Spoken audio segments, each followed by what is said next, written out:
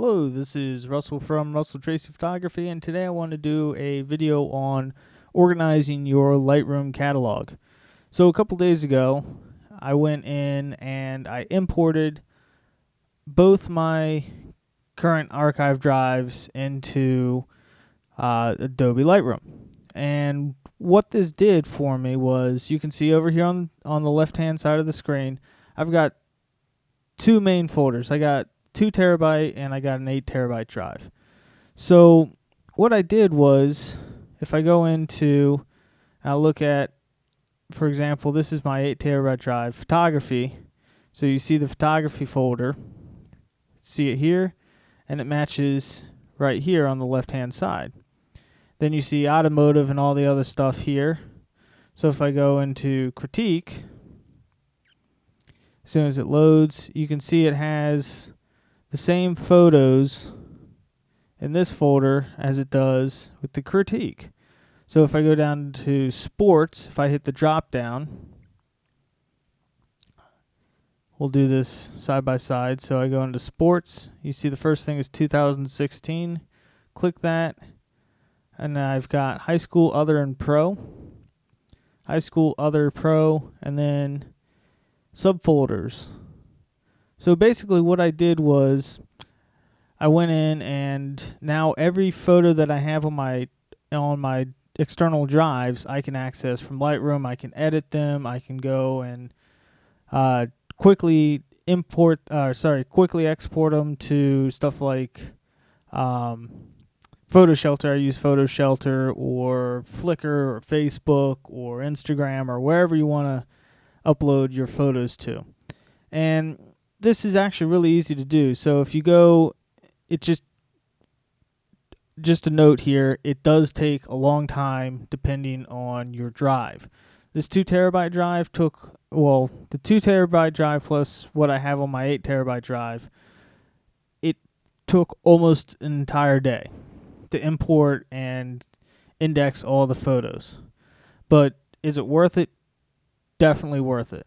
So what you do is right here under folders, you click this plus button, it says create new folder, add folder, and this is how easy it is. So if I was going to import my 8 terabyte drive, I would just click 8 terabyte drive and whatever folder I wanted to start in. So I wanted the photography folder to be the top folder. I would hit choose. Obviously I'm not going to. And then a box is going to pop up that says importing photos, and you can select just import the new photos and stuff like that, just how you normally would import photos into Lightroom, but it's going to put them into the folders that you have over here. Now this is really helpful because, say for example, this sports folder.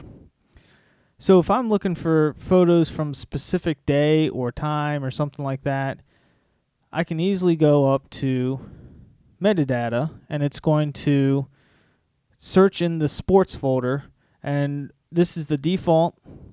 Over here I have all the dates from this year, the cameras that I've used, and this is actually pretty nice because I can search by lenses. So if somebody asks for a review of a certain lens that I've used or a photo from that lens, I can easily go and just like 70-200, and here's all the photos from that I've taken with the 70-200 f2.8. And if I wanted to narrow it down a bit more, I could go into approved.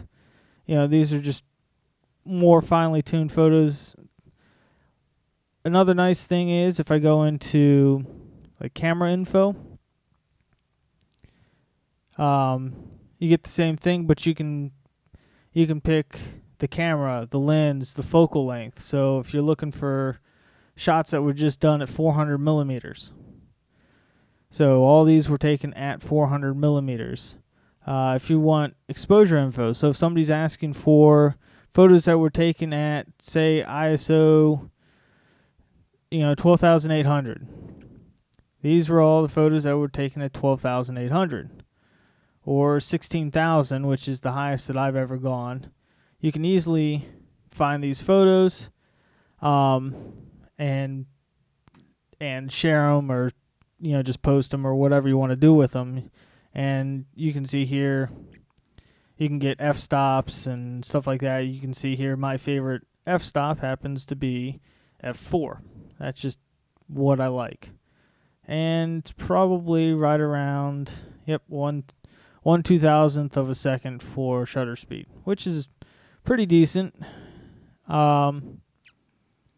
And let's see, looks like ISO 200 might be my favorite ISO here. So let's do ISO 200 f4, and 1/2000th seems to be my go-to combination for shooting sports, at least this year so far. So this is pretty helpful. Now, you might be thinking to yourself, if it took you a day to import all these photos, what do you do when you want to add new photos? So this is actually really, really easy. So this has a really neat photo feature called Synchronize. So if I added photos to, let's say, high school sports, all I do is highlight that, right-click, do Synchronize folder.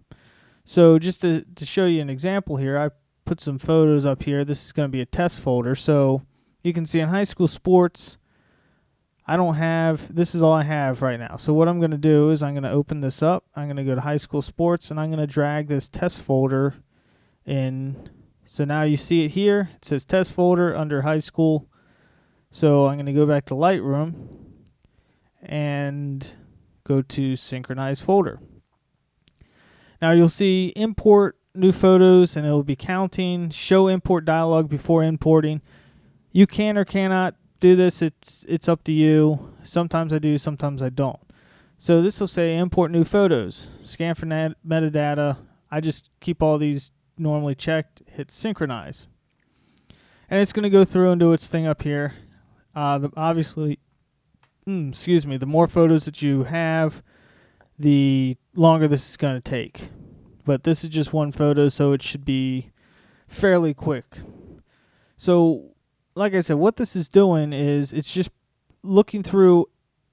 It's going to look through every single folder in here. So it's going to go, okay, I already have all this stuff, and it's going to get down to test folder, and it's going to be like, oh, we have a new folder with a new photo in it. And this happens to be just a random fireworks photo. Hopefully this doesn't take too terribly long. It is synchronizing 5,495 photos. So that's not too bad for essentially 5,500 photos. And importing files at their current location. So you can see right here, it just popped up test folder. So that's it. So if you want to import your photos in the Lightroom, that's really all you have to do. So say you have this folder and you needed to add some more photos to it. You took some more photos. So we'll pretend that these photos here, we're going to add those to this test folder. Now you don't have to go back up to high school. You can just go down here to the test folder, right click, Synchronize folder, import, and you'll see this took a lot less time because it's only synchronizing one folder. So go back in there, and now all three of the photos are there. Now, say for some reason that you don't want a folder to be cataloged anymore. So if I go over here to this test folder, or if I don't want a photo to show up anymore, so I can just go, and I'm going to go to, where is it? Remove photo. And so you're going to get this option. It says delete the selected master photo from disk, or just remove it from Lightroom. Well, if you don't want to delete it from the disk, obviously don't hit the delete from disk, just hit remove. Now if I go back over here, you can see it's still there. Now if you do that by accident, all you have to do is go back in, Synchronize folder, and boom, there's all three of the photos again. Now this same thing, it works with other folders. So if you had a subfolder in here, so we'll just do untitled folder, and let's just drag a photo into it. So maybe this was taken over a couple days. Say this is like an NCAA tournament, and you had different subfolders for each of the games. So now we have one photo with like your final edits, and then you have a subfolder with all the other photos from each game. So we're going to go into test folder, synchronize folder again. And it says import new photos, but it's not really going to import the new photos. It's just going to move the photos. So you can see here, now it's still showing all 3 photos showing up in this test folder. But you can see 2 of them are down here.